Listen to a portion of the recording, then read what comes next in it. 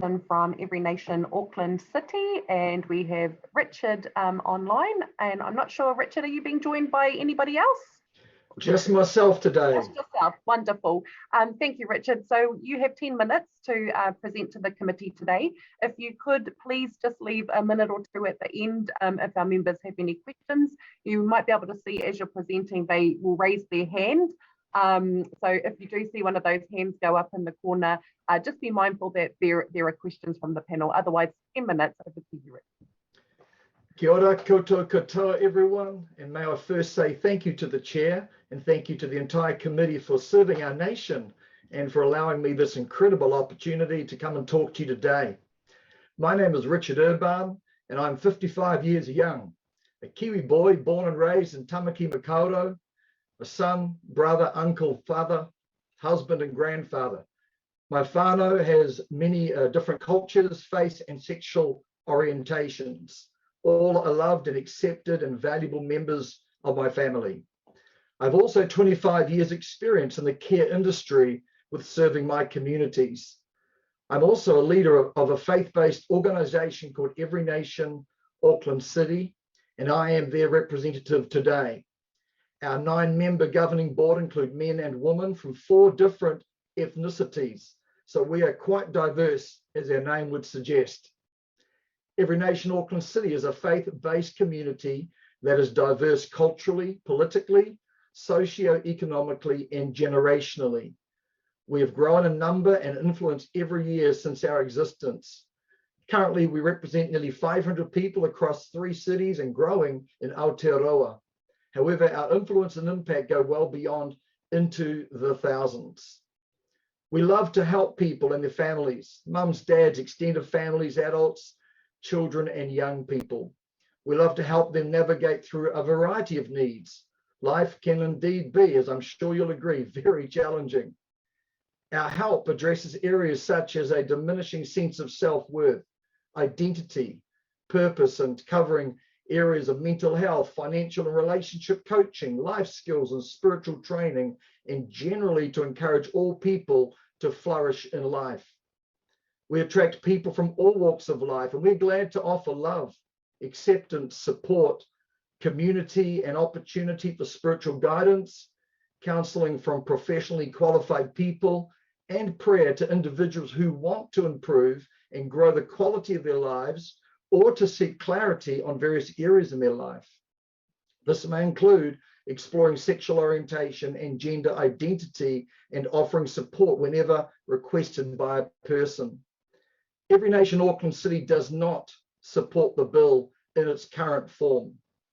While we support the original intent of the bill to ban coercive, abusive, or involuntary practices upon anyone regardless of sexual orientation or gender identity, we believe that this bill is, in its current form goes far beyond the scope of harmful or abusive forms of therapy.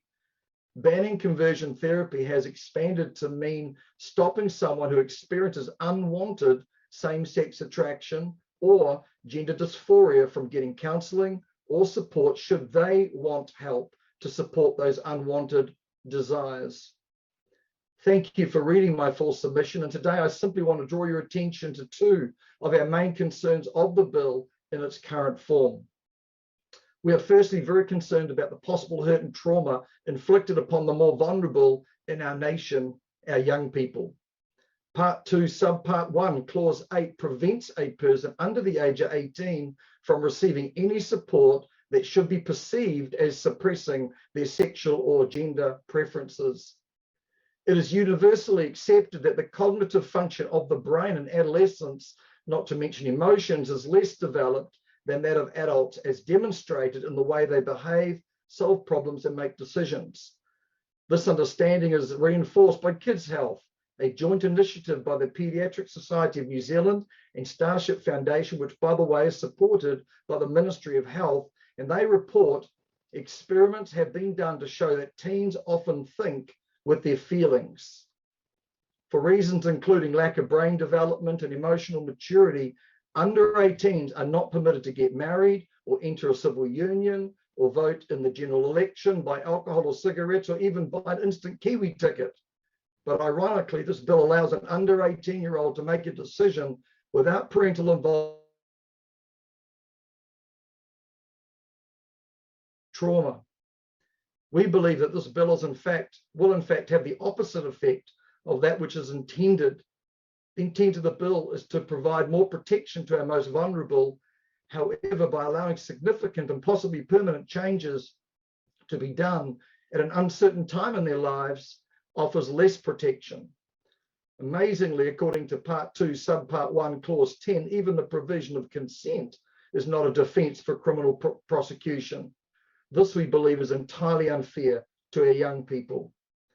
You are seeking to remove a basic human right of young people from exploring healthy expressions of help and counsel if they want to. This appears to contradict the third objective of the bill, the protection of human rights for all New Zealanders, including the rainbow community, which is already and rightly covered by the Human Rights Act 1993. The second major concern of the bill in its current form is a possible criminalising of parents, guardians or whānau. This is a stunning reality of the bill, and as ordinary Kiwis and community leaders trying to help families to hear the heartbeat, we hear the heartbeat of hundreds, maybe thousands of parents and guardians who are very concerned about the bill. And maybe that's why you've received more than 100,000 submissions. The necessary love and support and nurture of a child or adolescent is best done by those who know them best, love them the most, and are best positioned to bring guidance. And usually those people are the parents and guardians. Virtually all parents and guardians that we come across want all people, much more their own young, to grow and thrive in life, to be confident in who they are, to pursue their chosen career and flourish in all aspects of life.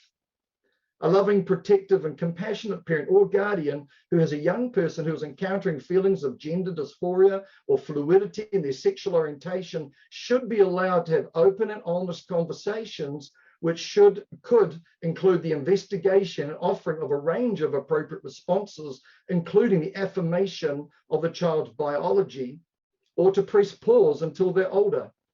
Many parents and guardians are justifiably concerned that this freedom is going to be taken away. Surely all of us here today would want to avoid the possibility of putting these kinds of parents in prison for up to 3 years. Furthermore, as we as an organisation, along with others in the care industry like counsellors, youth workers and teachers, want to serve and support all people and all family members without any risk of being criminalised, with this threat, the legal result will be the withdrawal of some helpful therapies, which will in all likelihood have a detrimental impact on the welfare of many people. So in closing, it is clear to us that the bill in its current form will have a devastating effect on many people. Therefore, Every Nation Auckland City does not support the bill in its current form. Thank you so much for listening, and I would love to invite any questions that you might have. Kia ora, Richard, thank you. I was just trying to signal that there are actually 3 hands up, Awesome. And members, we have 3 minutes. So if you could please make your questions brief, and also your answers would need to be brief if we're to get through everybody. I'll take Lewissa Wall first, and then Simon, and then Glenn. Kia ora, Richard. Just really quickly, are your counsellors registered health practitioners? We refer them on to those people, yes. So only professionals engage with people who have come out within the context of your congregation? Of course, there's an initial relationship-based friendly conversation, depending on if they would like to do that. We hope that we're very approachable. Our currency is relationship. We offer pastoral care and prayer and a whole range of things to listening ear, friendship. But if the situation is needing that, then we would go professional, yes. Thank you. Thank you, Honourable Simon Bridges. Yeah, look, thanks very much for your submission, Richard. I mean, I think a point I hadn't thought about, but that you make, it's an interesting one, is that, of course, there are many things that young people legally are not entitled to do. And just with reference to, you know, the example that there's been a lot of mention on, or in media and in Parliament, as well as this issue of the, you know, puberty blockers. Actually, the UK position at the moment has moved on from High court case, it's gone to the Court of Appeal, but the Court of Appeal in the United Kingdom takes the position that there needs to be both child or young person and parental consent, informed consent, prior to, say, moving on to puberty blockers. Yes. Here, of course, in this bill, as I read it, a parent will not be able to legally oppose. So what I'm asking you is, you oppose the bill, but if it passes, would you want to see some sort of provision around child and parental informed consent, or an exemption, if you like, so that they can be, and parents can be involved in it? Yes, I think it definitely overreaches, and I think parents should not have that risk. Any parent that's got love in their heart ultimately wants to do the best for their child. I think they should be able to have those conversations without any threat or risk and guide their child. And of course, they're welcome to reject that advice. But right now, as the bill sits, the parent risk's been criminalised. Thank you. Thank you. And final question from Glenn Bennett. Kia ora koutou. Thank you, Pastor, for your submission. You talked around, I really like when you opened around navigating, a variety of needs as a church. You're walking alongside people and people's, diminishing sense of self-worth around identity and wanting people to flourish in life. And then you went on to talk about unwanted desires and supporting people through that. I guess I just want to push back a little around, obviously, you want people to flourish, but then identity is actually not a desire. It's actually something that's inherently part of who I am or who you are. So how do you reconcile that? That it's not a desire, it's actually a part of someone's identity to be same-sex attracted or to be of a different gender to what they were born in? Thank you, Glenn. That's a really, really good question. We don't push it, we don't force it. I think there are many situations that we might argue put under the label of identity. We deal with people with all kinds of conditions and situations and upbringings in their life, emotional issues, all sorts of things that they would see as their identity, and then they begin to discover maybe that's not entirely the case. And so we love to explore that with a light touch. We love people ultimately. We believe they're precious. But if they initiate, and if they were not wanting to feel those feelings, I mean, there are people out there that have all kinds of feelings in the area of sexual desire, and if they don't want to have that for whatever reason, we don't want to say we can't talk about that. We'd love to explore that and go where they want to go and not overreach.